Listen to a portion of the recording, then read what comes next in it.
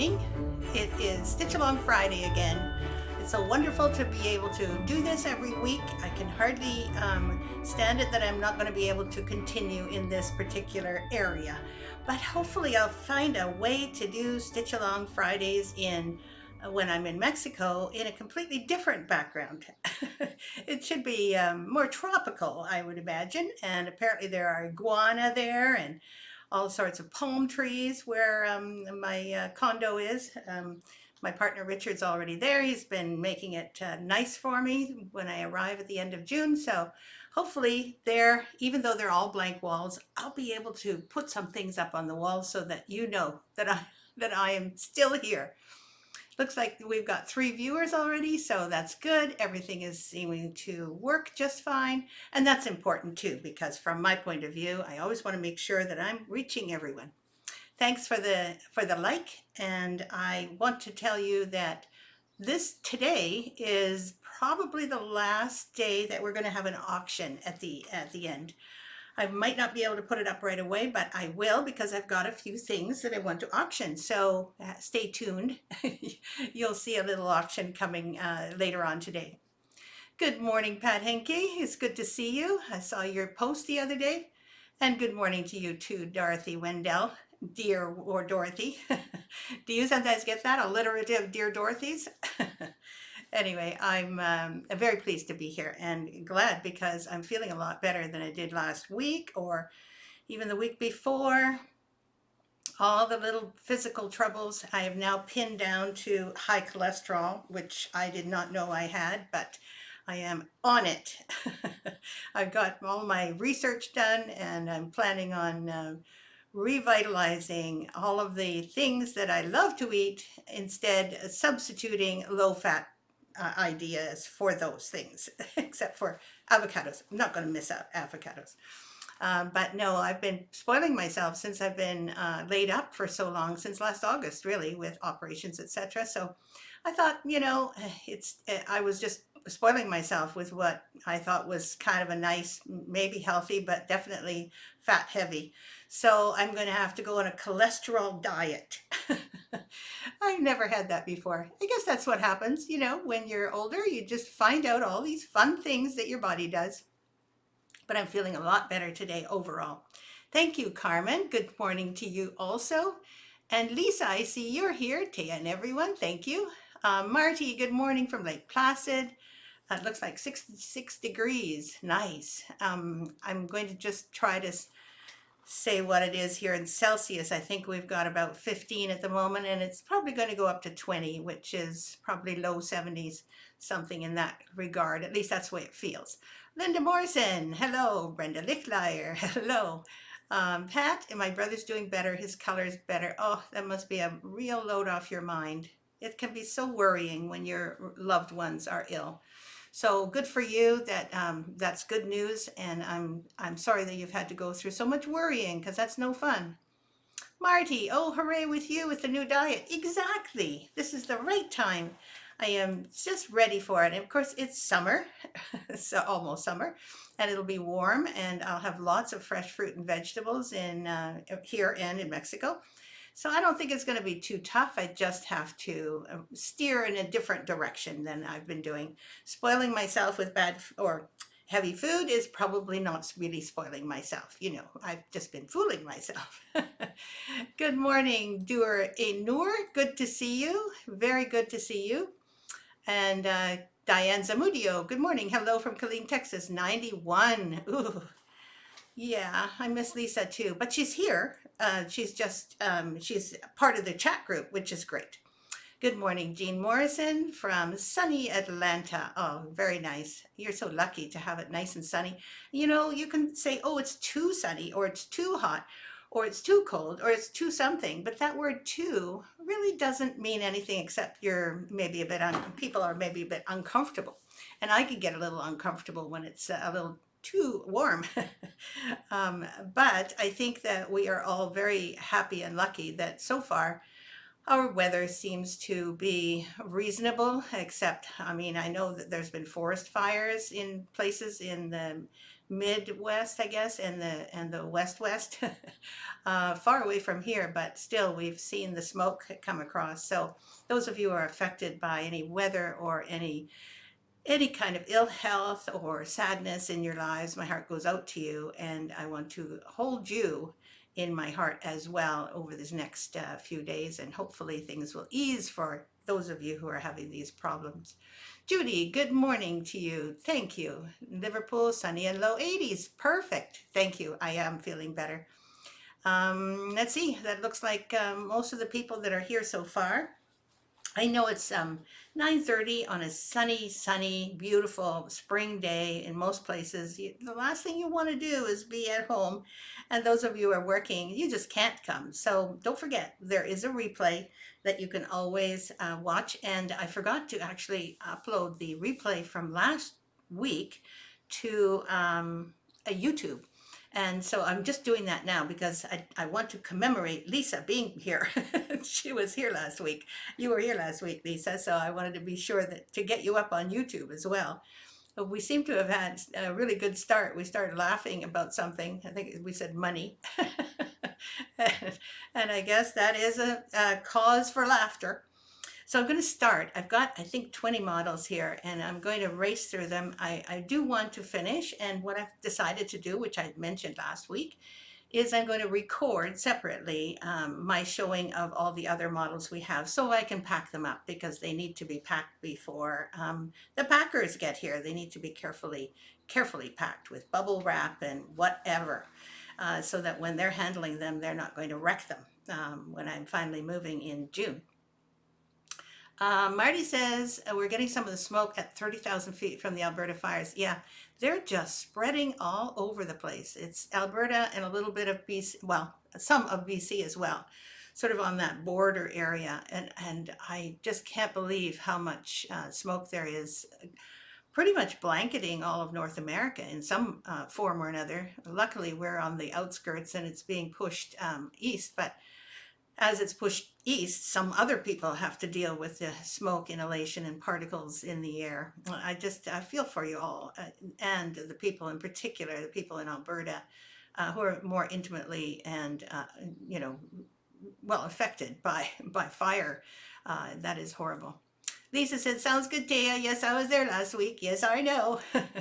Marcia Buckingham, good morning from Dallas, and good and welcome to you as well. Hi, Tia. I just started watching last week in error. I only realized when someone mentioned the coronation. Exactly. It's funny. I do put the date on to be sure that people don't sort of jump on that one, but it can happen. And I'm sorry, but I'm glad you're here now. This is good. That's good. So the one model, because this is the model from all of my designs, as many models as I can possibly show you over these last few months. This one's from 2018. So this is getting closer to today. And I think that I did fewer designs at some point during these years. I'm not quite sure, but anyway, this one's from 2018. And here are the models, and it's called Christmas Memories Ornaments. These actually turned out really cute, and Lisa didn't put any hangers on, but she put wool felt on the back and pinked them. Just so cute with her, not pinking shears, but with her roller, I think, and it has a wavy edge. And so she did a really careful job of edging these. And I find them easy to just sit in my Christmas tree. They just sit there. They don't go anywhere because they're not slippery, right? And they're very light. So those designs are adorable. And I'm hoping to make more of those because this was going to be a series, which I never completed. But I think that I can probably manage to continue designing more of these because they're kind of like the old-fashioned ornaments, right? And so that's what I'm looking forward to. And the next one is, hello, Ellen Meldrum. The next one is the Flower Shop. The Flower Shop was also a class. And the reason that I did it as a flower shop was because there was going to be a lot of wonderful designs on the sides. This turned out, I think this is the front of the flower shop where the lady is coming out with her tray of flowers, and she's got buckets of flowers outside, and of course also um, silk ribbon, sunflowers. There's a tree. There's a topiary right there, which I thought was really adorable. There's also flowers, but this section of the gingerbread flower shop has both sides have all the stitches on that I was teaching in this class. So I taught how to make all these flowers, including bullion knots and stringing together beads and buttons in between beads, and of course lazy daisies and knots, various different kinds of knots, and queen stitches. So the reason that I did this way is so that I could have fun in the classroom, and they still had a beautiful little gingerbread house. Really fun. This is the back where someone is potting the flowers, and of course the same on both sides with the flowers in mirror image to one another. Turned out really nice. I'm really thrilled with it. And it's not big. It's kind of a small gingerbread item. Tammy, hello, home today. How wonderful. Thanks, Lisa. Yeah, you're absolutely right. They turned out so pretty. Marty says the flower shop in my to-do box. Also, I'm going to do all the gingerbread village piece. Oh, good, because I have another few little pieces that I'm going to show you now. Hi, Carol Lemon and Carol Catherine. Good to see you. The next design I have was done still in 2018, and it is for gingerbread mice. Gingerbread mice was kind of to populate the village, and the reason I made them was because they seemed really fun to me. I just thought, okay, why not some mice in the village, right? And it turned out to be a little more difficult than I thought. My first prototype was kind of ugh. But then I kind of got the hang of it. This is what I ended up doing with the ears, with some felt for the ears, sticking it through the linen and tying it off in the back of the linen. And then I decorated the backs of the mice. And of course, it's just two pieces of linen back to back, sewn together along a back-stitched edging here. So each one of them, it's very similar to any of the buildings in the gingerbread village. And then a little bit of a tail coming out the back, also felt. And the three of them look adorable. This one's got pine cones, and this one's got my bunny and some beautiful little flowers meant to be poinsettias, pink poinsettias. So the three of them look really cute. And they're really fun to make, and might be really fun for your grandchildren or some kids, so that they can have some mice of their very own that they can put in the tree, because they're also ornaments, right? They don't have to be in the village, but boy, I had fun making these. It felt like a kid. Sometimes that's exactly how it feels. Good morning, Sue Donnelly. You're here. How's the packing going? Mine is getting really better. I'm just so much happier. There are people coming to get things today even. And so all of the heavy stuff is out, almost all decluttered or downsized. And now I have packers actually coming to move me, because they're going to put this all in a great big container and store it while I'm away. So for me, the packing is not a big deal, but what they're going to pack means how much I have to pay for storage. So I'm dumping all of the heavy stuff. Aw, thank you, Jennifer Gowan. Welcome. Thanks very much. I put the pink on because I felt in the pink today. And it's summertime, and it's a nice bright color. Thank you. Let's see, Loretta is here. Hello, Loretta. Good to see you. Lisa said the gingerbread mice are so cute, and the different designs on each one. Exactly. You're pretty much going crazy.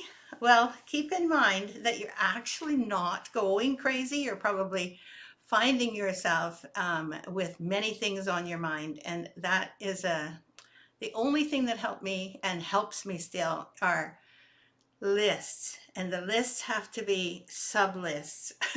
You have to have categories of lists, not just one list. And that helped me so much, because every time I think of something, I think, oh yeah, I've got to remember that. Well, no, you don't. You put it on a random list, and then you add it to your, structured list.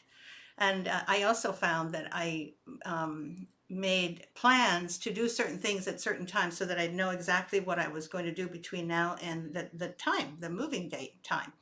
And of course, it doesn't actually work out that way, but at least I have an idea that I'm progressing correctly. Like I'm not leaving things to the last minute, which is my horror. I love being prepared. In fact, I think one of my high school yearbook comments when they ask you to say something, what is your motto? One of them was, I crave freedom. And I think that's freedom of choice rather than, I need to be out of the prison. Although at the time I did feel like that. And the other one was be prepared. I was always be prepared, like the guides. Anyway, Sue, well, Michael has to have a hip replacement in the middle. No. Okay, see, I'm not dealing with that, although I've had my share of health problems, and that does make you panicky. A hip replacement? Are you kidding me? Okay, you guys, maybe he should just go down to Florida and just sit there while you do all the work. Oh, I feel for you. Well, I hope you figure out how to do all of that because I know that you are very good at planning. You're going to be able to manage this, but I know it sounds like you really are working hard. So the next pattern that I want to show you is Gingerbread Hello. Hello, which turned out really cute with this Mill Hill frame that I got for it, which had gingerbreads on it, gingerbread people. And this is how it looks in real life. And it actually looks almost exactly the same as in on the front of the cover, called Gingerbread Hollow. And basically meant to be a cute little thing that you can put on your mantle because it has a little dowel at the back that fits neatly into a little hole at the back, and you can actually stand it up and it stands up like that. Lisa figured that out, and it just sits there like just beautiful. So you don't have to actually put it on a wall. You can place it amongst your holly or whatever on your mantle or on your entrance table or whatever, and it really looks very cute. And you can also put it behind your gingerbread village to add to the ambiance. Put some fake trees around it. It's a really cute pattern, and I hope that you like this one too. Sue says hip replacement on May, moved to camp. Oh, a month later. Okay. Oh yeah, the closing. Oh, 6/13. Oh my goodness. Well, it lost. Like you look like you're laughing. I hope so. But the fact that he's got a whole month to heal, oh, that really is good. Yeah. Okay, so I've got another model here, Introduction to Hardanger. This turned into a class, which we have in our academy, and you can also buy it as just a leaflet. This one, what I really wanted to make sure of was that it was very simple hardanger and that you repeated the hardanger 4 times, in fact 5 times if you're going to do sorry, there it is, this little pincushion. That's also hardanger, but only cluster blocks, no cutting. So that gets your feet wet so that you know how to make cluster blocks so that when you cut, you're not going to cut into the cluster blocks or into your linen. So there's a variety of little filling stitches, but not too many so that it is doable by anyone. And I believe there's the square fillet, the dove's eye, and wrapped bars with the dove's eye as well right here. Well, there we go, there. And I found that Lisa made this into a cute pillow, but you can do anything with these squares like we've done with our Beyond Cross Stitch. You can create little ornaments out of them. There's all sorts of things you can add. So remember that you don't have to buy the pattern if you're going to take the class, because the class includes this pattern as a PDF. So, but if you don't want to take the class, this is almost by itself. If you read the directions carefully and you follow the directions carefully, you should be able to make all these 5 ornaments. I'm going to just show you at the back here the amount of finishing and color photographs that we ended up putting in another page. And I think this is actually quite the pattern. And of course, the main pattern is there, but look at these diagrams. Lisa, you outdid yourself. I mean, really, there are diagrams that are so detailed that you can't miss. So hopefully this is something that for people who don't know how to do hardanger, it's going to be a wonderful, wonderful pattern to follow. Okay, and that was done in 2019. So now we're already into the new year. Yes, that was the first one in 2019 that we published. And really making a class like that took a lot of brain power to make it simple and yet, you know, complicated enough that you were able to get all the hints and tricks that you need. So take it in the VS Academy, go through our website and check on courses, and then don't buy the pattern, or just buy the pattern and it will help you with all of your hardanger. Even if you're good at hardanger, you may find hints in there too. This is the next pattern, and it is called the Victorian Pincushion. This was actually taught quite a few years before we published it, but we ended up publishing it because we were able to get the wooden base, and we weren't able to get the wooden base for some time.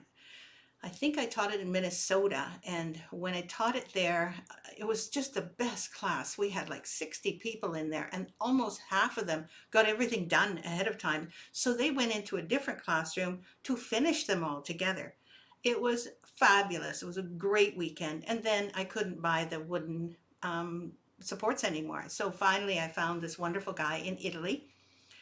And there is a link on each of the pincushion web pages. So in other words, if you look up Victorian Pincushion or any of the ones that have a wooden pincushion form, you can see there's a link to the Italian woodworker who has made them all these years, and we used to import them and sell them on our website. Now we're not doing physical things anymore, but you can contact him directly through his Etsy shop. And that way you can also still buy, it takes a little while to get to your place, but you can buy the wooden pincushion and also the beehive scissor hold. And it really is awesome to see. Hello, Tanya. You're welcome, Lisa. Jennifer says, you always had the best directions of any designer I have seen. I taught myself hardanger from your patterns. That is Lisa. She is the one. And, you know, we worked together when we first started to make directions, and Lisa was not sure how to make them, but we worked together, she and I, and we standardized our directions. You know, like if you see netting patterns or crochet patterns, they standardize their directions. They call something by one name and that's it. And they repeat that. And it's not like directions are not meant to be confusing. And so we decided that if you were going to say this is a cross stitch, then you use it as a verb or as a noun like a cross stitch. Then that's it. It's only going to be a cross stitch, not some other name for it. And of course I'm using cross stitch, but there are other names for other stitches in that particular pattern. So, you know, standardizing our directions really helped. And I believe we also decided we were going to start every direction with a verb so that you knew what to do. You do this. So cross stitch is also an action, and we call that a verb as well. So cross stitch da da da da means do this. And that has helped also. And Lisa's become a real master. I guess I can't call you a mistress, but anyway, a real master at directions, just perfect directions, really clever. She's very careful, edits her stuff a couple of weeks later. So all our directions are done by her. And I don't think there's been any too many errors, maybe 2 or 3 errors at the beginning, but there's almost no errors any other time. So, oh, it looks like Petra is here. Good morning, Petra. Good to see you. Sorry, good morning, Petra. And she's saying something to Lisa and to Dorothy. Lynn wants to know, do you have any plans to make PDFs for the 2022 stitch along of the cats? I have all of the pieces, but some people have asked about where to find them. I really enjoyed that design. Yes, we have plans, but as you can tell, we had so many other things to do before I left that it's still on the back burner, but I believe Lisa has got that halfway or maybe even more finished. But so you will see it, but not right away. That's all. And when we do release it, it may be released in a different way. We're not quite sure yet how we're going to release what we call creative patterns, which is the kind of pattern that has no materials, right? Here, just so you know, this Victorian pincushion is right here. And what's really fun is I put in this little needle case that looks like a purse but isn't. There, and it's got a cute design on the back as well, this pin keep. I think it seems to be tangled up here. Let's see if I can get us untangled. There we go. And it has a heart for made out of beeswax so that you can draw your threads through. It's got actually old things, but only for the picture, old spools of silk, believe it or not, and a little strawberry. And at the top, you can see it's got a lovely button. And this was our old set of the wooden pincushion, so we couldn't get this kind anymore, but you'll see the other ones in a second. Oh, thank you, Loretta. It is lovely. I hope you're doing well, Petra. I hope things at home are good and that you're progressing along. It's so nice to see you. The next one will show you the new version of the Victorian pincushion. And as you can see, this one, I think this is not the actual Victorian pincushion. It's called Strawberry Pincushion, and created something very similar. I don't have any pins at the top this time, so these pieces are actually separate now. But as you can see, the top looks like a whole bunch of strawberries and their blossoms. And the wooden pincushion itself is awesome. And as I said, there's a link on that page of the Strawberry Pincushion to get that particular wooden pincushion. And here is the design on the front. We didn't put one on the back this time to show you. You don't always have to do what we say, what we say to do. And a cute little strawberry. So that is the model for the Strawberry Pincushion pattern. Hello, Kathy Bird. You're back. Good. How are you feeling? I hope that your PT is going well. Last time it certainly was. Lisa said, I love stitching and finishing the Strawberry Pincushion accessories. Yeah, you did. You did a great job too, because they weren't easy. Oh, I have a sampler here. Now notice how I have done fewer framed pieces. I think it was because my walls were getting very full. I can only assume that anyone who also was doing some of my patterns, their walls or your walls were also getting full by not just mine, but other people. So we did a lot more pieces during this time, 2018, 2017, we did a lot more pieces that we finished, that Lisa finished at home, and we often did them for classes. And so we have videos of those all, and they are going to be produced in the future so that you can see how to do one project from beginning to end in finishing. It's going to be good. YouTube is going to be the design group on our YouTube channel. So this one, I love this one. Sorry. I love my dog. That's what I love. And I think that there are a lot of people here that really like their dog. And so I thought, Lisa has two. I'm not a dog person, I'm a cat person, but that's okay. I also think that dogs are adorable, as you can tell by my cute little depiction of the dogs. Those of you who have dogs, I hope there's one in there that looks a little bit like yours, and you can change the coloring a little bit. And then I think I made this up, sweet gentle eyes. Yeah, I did. A cold wet nose and silken velvet ears, a heart as big as all outdoors, best friends throughout the years.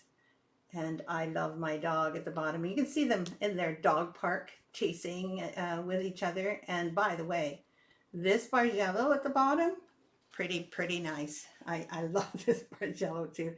Turned out so beautifully. And the colors are lovely. And there's a really nice, unique hem stitching or drawn thread three wonderful spots where you can learn a little bit more about hem stitching, or drawn thread is what it's called. Yeah, so let's see, where are we? Oh yes, then we did a piece for Victorian Stitching Holiday, probably the year before. And we did it for an April Victoria Stitching Holiday, which was our retreat here in Sydney. And because it was in Sydney and it's so close to the sea, in fact, we're called Sydney by the Sea is the name of our town, that in 2018, I think we taught this at our Victorian Stitching Holiday called A Day at the Beach. This was meant to be like a little beach bag that held a book, a measuring tape, a pouch, and the thing itself is a tote bag. So it's a little bit of a, how can I put this? It's whimsical. Let's put it that way. It turned out so cute when you see it from the outside. It's got beachy looking stripy fabric inside and in the gussets. And at the bottom, it's all beautiful linen, the same linen, with some buttons to hold it up when you stand it up. And you can stand it up, no problem. And then inside you will find starfish pouch that can hold something lovely. And then it's got a book, A Day at the Beach book, with these lovely waves, the sand, and a starfish. And look at this. This was the thing that we taught, I taught at the holiday. And there were so many stitches in here. Of course, we couldn't get everything finished, but we did a great many of them. This was so much fun. Kayak, ocean, and it's an alphabet, of course, and for each of the words in the alphabet, there is a little motif so that you can really get the idea. And making the booklet was also so fun. So I think, if you think about this as a project that no one else has, I don't think there's anyone that has a Day at the Beach thing. Let me see, is there something else in here? I think there is. Let's see. Oh yeah, we put in yellow measuring tape, which was so cute. So this was called The Day at the Beach. Both sides are the same, or you can just do one side if you're tired of cross stitching. Yep, that was good. And that was done in 2019. We published it. Dorothy says, I bought my very first Victoria Sampler project at Nordic Needle in North Dakota back in 2008. Are you kidding? That's a while. It was the Nativity Sampler, and I was off and running with VS ever since. Thanks for that. It's amazing to me that people had found me, and of course I don't know everyone who's stitched my designs.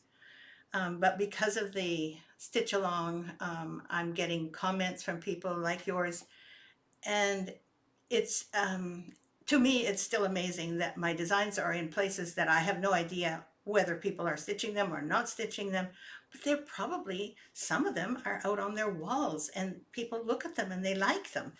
And when I first started designing, you have a really not a very confident feeling about what you're planning on doing, because no one else was doing this when I started. No one I knew. There were a few people in my group that cross-stitched, but they didn't do any of this. And not until I actually started working at a little shop called Fancy Works on Quadra Avenue that I then met more people who were stitching, obviously. And they were way ahead of me. They had done so many things, and they were part of a group called the Victoria Guild. And then I know that the lady who owned that shop, her name was Dawn, she also was part of the guild, and she knew of all these various different things that you could do. So she brought in goods that I'd never seen before. And I got totally smitten and totally started myself. But again, don't forget, I personally was not exactly confident that I could do anything myself. So starting out was really a challenge, and took a lot of courage to put things out there, because I kept thinking somebody's going to notice that I'm a fraud. And as I went on, I noticed that people didn't say anything like that most of the time. I mean, they might have once in a while, but Most of the time people liked my things, and to hear that you found me on 2008 is one of those moments where I go, oh, right, people did actually buy my things. Still hard to believe. The next one, I couldn't find this one. I don't know where it is in our stash. We happen to have this one as a leaflet, and I have seen it not too long ago, but I couldn't find it, so that's okay. I Love You sampler. It was beautifully finished with this fabric by Lisa, and the actual pattern is just adorable. I feel like we've shown this not too long ago anyway, so it is on our videos somewhere in our Stitch Along Fridays. And then I want to show you this one called Early Bird. The Early Bird Catches the Worm is a little more whimsical again. Colorful, colorful, colorful. A little different than my usual. But I just felt like doing something fun. And don't forget, you know, I do these samplers and some of them are detailed. This was not too detailed. A lot of cross stitch, and all I did with this one was create the pattern, and basically the pattern was very, very roughly sketched on my pattern maker program, and I just went to town with all the different colors I could find. I just had fun, and I'm so glad I did, because this is a me the child coming out with my little folk art bird. Let's see, Carmen says I love this, and I think you meant you love this or this. Not sure which one, but thank you. And I don't think that you were still talking about this, because your comment comes way before I can read it. So sorry, there's a delay. The next one is another pincushion, and this still is in 2019 that it's published. And I believe this is called the Bumblebee pincushion. It shows on the fabric to be kind of a pale green, but honestly, this is not terribly pale. My opinion, it's quite lovely and rich and dark. So as you can see, there's the bumblebees on the echinacea flowers. There you go. It does very well because you can have a button in the middle and it won't interfere with the design. And again, I found some old silk bobbins. And by the way, these spools of thread came via my mother-in-law's Singer sewing machine, and she used to sew on her sewing machine with this actual silk thread, some of her finer pieces. So that is that. And then I did make a another one of these little needle cases, and Lisa made this beautiful scissor fob, which, you know, it's a little big for a scissor fob, but I just love that bee. I made the bee to put on the top of the pincushion, but it was too big. So I don't know why, I just wanted to stitch it. We made a lovely little pincushion out of, or scissor case out of it, scissor fob out of it. And this can be put on pretty much anything that you like. It's a really nice little pattern all by itself.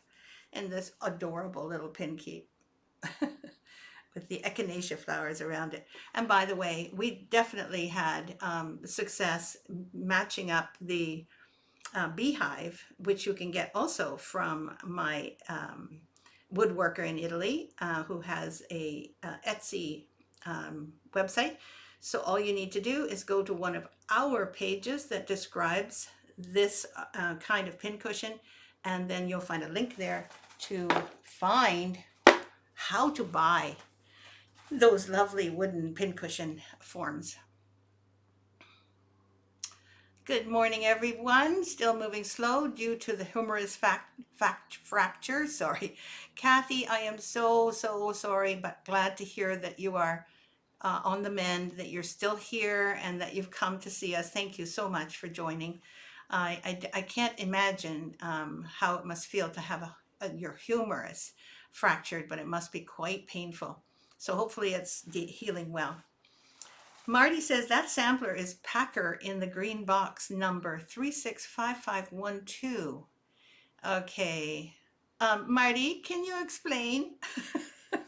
First of all, I need to know, is packed, probably is packed. That sampler is packed, but I don't know which sampler. Okay, it's gone right over my head, but someone will explain, and hopefully it's Marty, because I know she's made a joke and I just don't get it. The next one I want to show you is the Bling Tree Sampler. This was a beautiful class in Sturbridge. Just such a fun class. The people there went bananas, and we didn't actually call it the Bling Tree Sampler then. We called it the Christmas Tree. I think it was very sedate sounding. But Sue Donnelly, the wonder namer, said, hey, it's a bling tree. Look at all the bling on it. So that's what we called it after that, and it became a hot seller. Dorothy says, I bought the Victorian Pincushion design. I got my spindle from Daniel in Italy. That's right, that's his name. He was very good to work with, and the spindle is quality work. They really are. His work is good. Hello, Renee Cleveland. Good to see you. Okay, and then Kathy Jo Nelson says, I hate to ask, however, when in pain, the brain doesn't work great. Where is the file for the last tree? Okay, no worries. When you are looking on a desktop, you can see it a bit more easily, or a laptop. Just go to the top of the discussion group and you'll see a section called Featured. And in that area, I often put the, and I have put all of the links to the last tree and the trees before in one email, in one post. Okay, so have a look for a pattern. You'll see it at the top of the discussion group. No problem. Okay, so that was the bling tree, and I want you to see it, not just talk about it, because again, it's always different in real life. This is how big it is, so it's quite substantial. The bulbs on it I found, and I have to say I find those bulbs adorable, but they are a bit big. Here is one right here, there, and they are just sticking out. I can't quite, oh, there's another one right here. Sorry, I really wish that I had my camera put a little different place. And there's one here. So these are the little Christmas bulbs. There are some fantasy ornaments that are made out of sequins and beads sort of put together, piled on top of one another. I found some buttons that have holly with red berries. I found still some of those miniature gingerbread men cookies. Oh, some white ones here. These are mother of pearl discs. Some presents at the bottom were included in that kit. And of course, there was a star. I also found at Michael's. So these are not difficult. If you can't find, because there's no more bling tree act packs, if you can't find the bling on here, please go to your local craft store or button store and just find stuff that's small enough that looks like it would go on your tree. One of the students in the class used bugle beads and made little white candles that on every branch with a little yellow flame at the top, which was just a little yellow bead. Perfect idea. And she actually was the star of the class, because everybody wanted to do it when they saw that. And that was a really great idea. So keep in mind that you don't have to do the entire thing, even though this is the song, oh Christmas tree, oh Christmas tree, how lovely are thy branches. That's written there, and then oh Christmas tree there. And then Lisa made it into a stand, a beautiful little stand-up. I think that's what it's called. Flat fold stand-up. And what's good is you can just store it really easily. My only contribution to the finishing was this little green silk ribbon bow, which I thought, okay, why not? So that's that. Dory says, I love stitching the bling tree. I gave it to my granddaughter and she loves it too. Yes, Sue Donnelly said someone used old jewelry as ornaments as well. Perfect idea. You can take some apart and then stitch it down like it's a cabochon. If it's just loose, or there's a crystal that's dropped out of one of your pieces of old jewelry, just put that on somehow. There's techniques for adding cabochon to needlework canvas, and all you need to do is use this kind of technique. It's also used a great deal in Indian saris and Indian costume, I guess clothes, embroidering those. So keep that in mind too. It's a wonderful idea. Yes, I remember saying to Sue, just tell everyone to bring whatever they might want to bring as decoration. And they did. They brought so many different things. It was so fun. And Lisa loved doing the finishing the bling tree, and she found that the flat fold was fairly easy. Thanks for calling it the flat fold. I was calling it the stand. And Kathy says hi, and Lisa and Sue. That's nice. Okay, I don't have that many more, and I think we're racing through really effectively, actually. So I'm thrilled because I have only one more time next week, I think, that I can do this at this station. And then I'll be able to move to another station, another setting for my Stitch Along Friday, which will test my resolve because this computer and all its stuff is going away next weekend. This is Autumn Box Sampler. I don't know how many of you stitched this, but it was a huge hit. Excuse me. I have to go way over here to find it. There we go. This is the top of the box. And I'm just going to move this here so I can see myself better, or what I'm showing better. So the top of the box is filled with, you know, leaves, basically multicolored leaves, maple leaves, and also silk ribbon leaves with the pumpkins in the middle. Really cute and very structured. And then in the box itself, beautifully finished, you will find, here we go, I'll turn it around. You can take it out and use it separately as a pincushion, which works really well. And I think, Lisa, I think you used your own mat board, right, for that pincushion. You didn't, it wasn't a box ready-made. So I think this slides over from one side to another. There's a little lip inside here where you will see it rests on this little lip here. It's a little bit harder to see. There you go. And then at the very bottom, I think there is, yep, there is a scissor fob that I just have to rearrange so that it looks cute. So that box was hugely popular too. It's our autumn box. And the reason that I made one of those is because I had made a winter box, and I think that's coming, yep, that comes later. And then there's Merry Christmas. We called it this because this actually used to be a finishing leaflet. We called it Finishing Ornaments. That's it. But because people didn't realize what was in it, they just thought it was about the ornaments, that it's more about the finishing and how to do finishing of ornaments than about the ornaments themselves, although obviously the patterns for the ornaments are in there as well. Gives you instructions for how to do cording, how to finish the ornaments in 3 different ways. Plus, you get these 3 ornament designs. So it is a wonderful beginner or primer for finishing ornaments. And I think that that's something that a lot of people would like to know. The instructions for the original pieces here are all in there. So we've got this one where we cut away around the outside of a blanket stitch and then back it with some fabric. There we go, like that. Sorry for my shivery hands, but you know, I'm holding everything up all the time. And then there's this one and this one.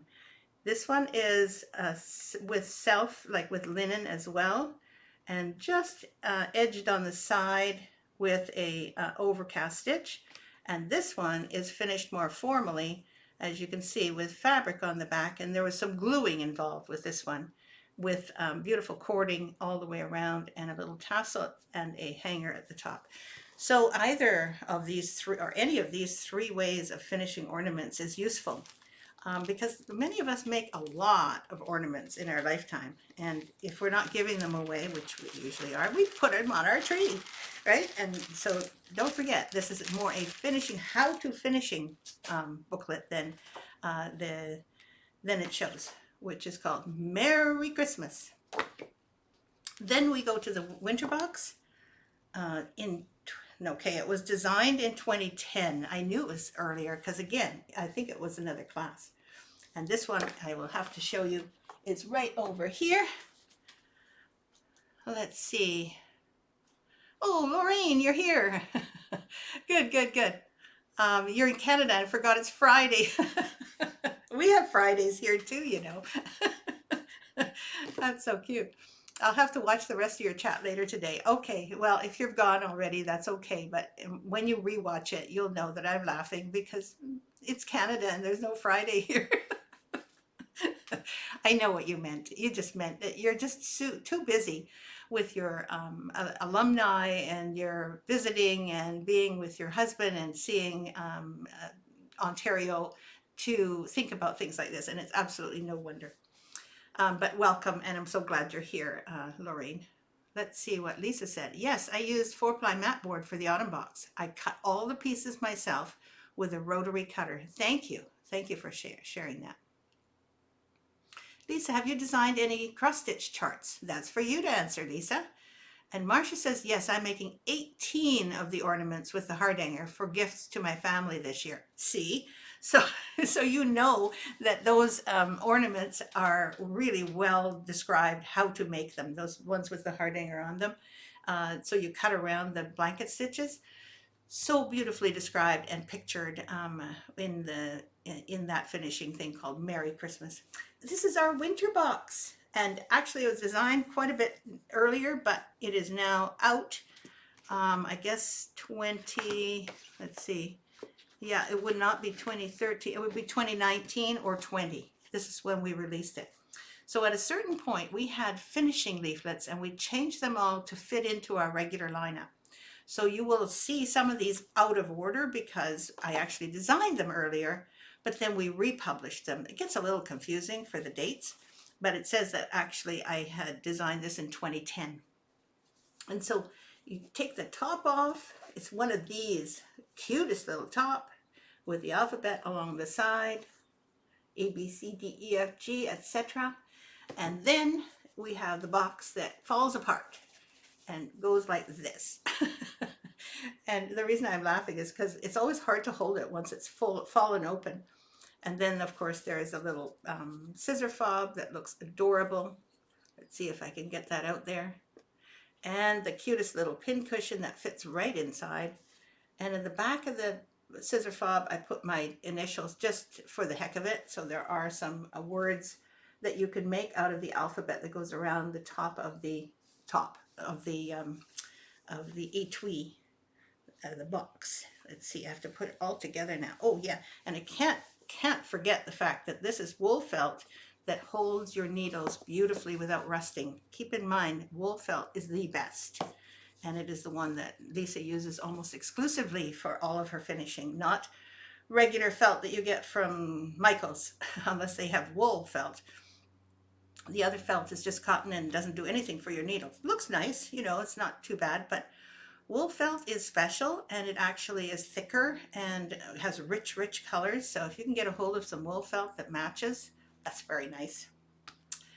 All right, Kathy Bird is almost saying something, but I didn't quite see what you were saying, Kathy. I saw a backslash, so maybe you're still managing to write another post. I hope so.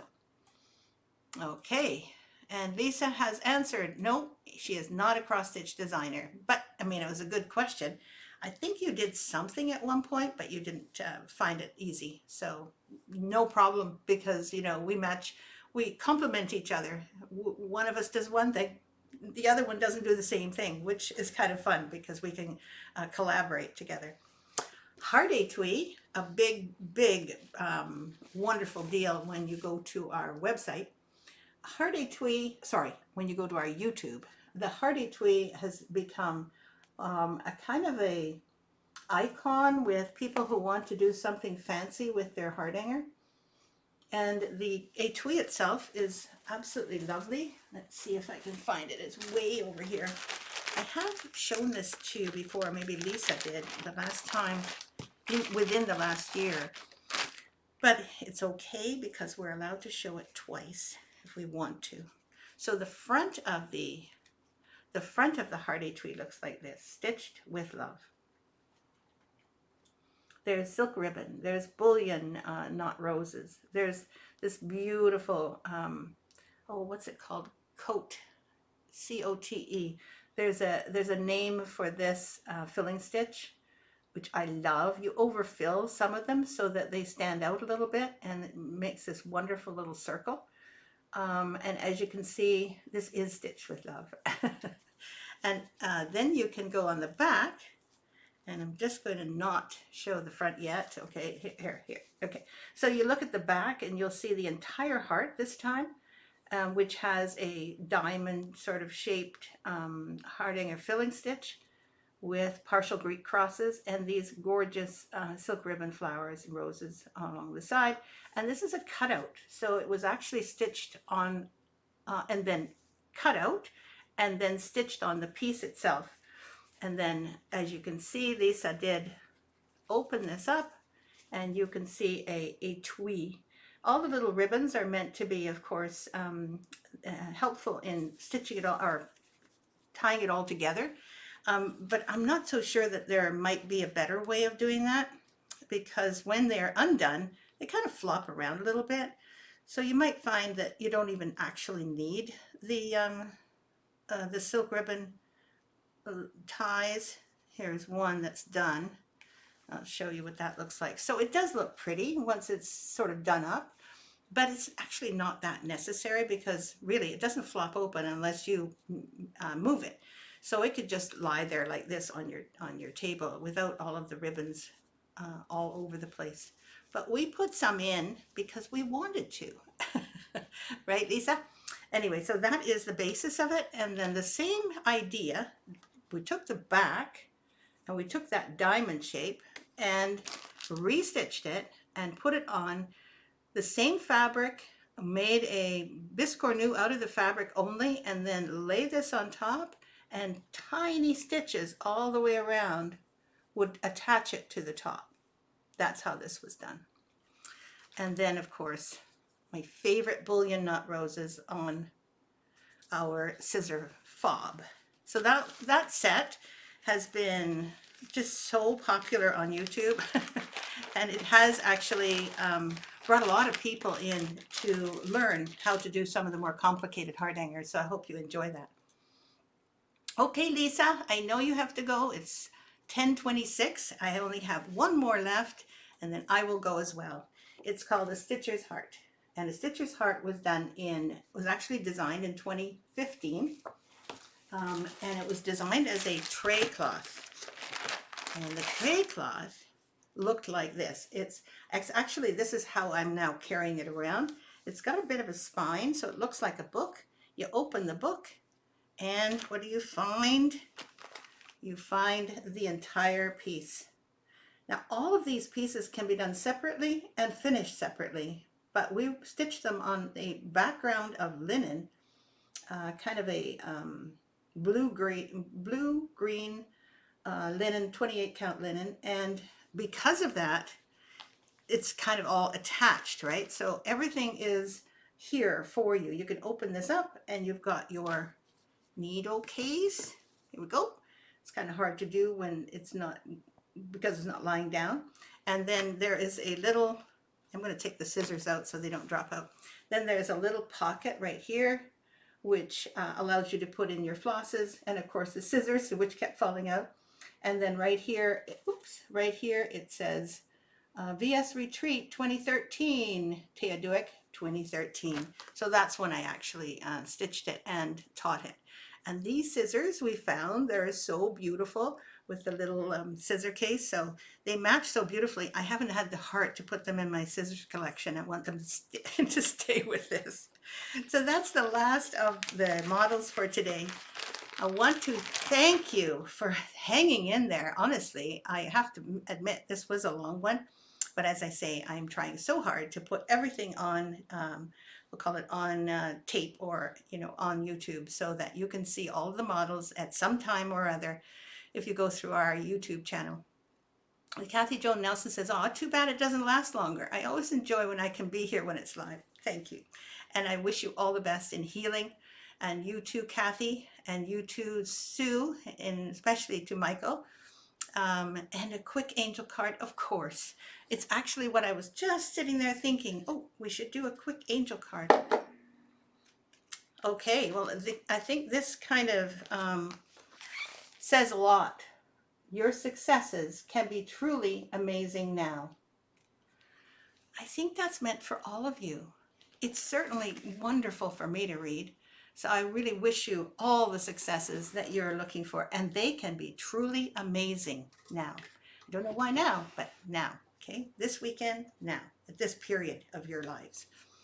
So success is something that's elusive at the best of times, and I always feel that if people are happy, that's a pretty big success right there. True, true, true. So that's it. That's all I've got for you today. And as you say, it goes by so quickly for me too. But I try to keep it under an hour so that it's not overwhelming.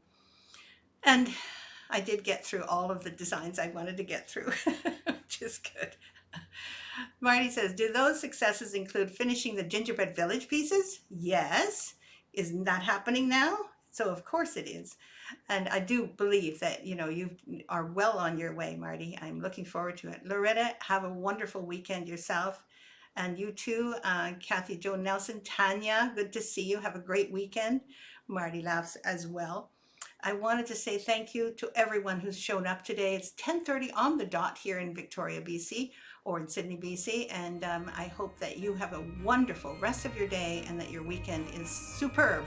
And I will see you next weekend. And I am going to be showing you a auction piece. Hopefully you'll see that posted, though I'm not going to show it to you on air.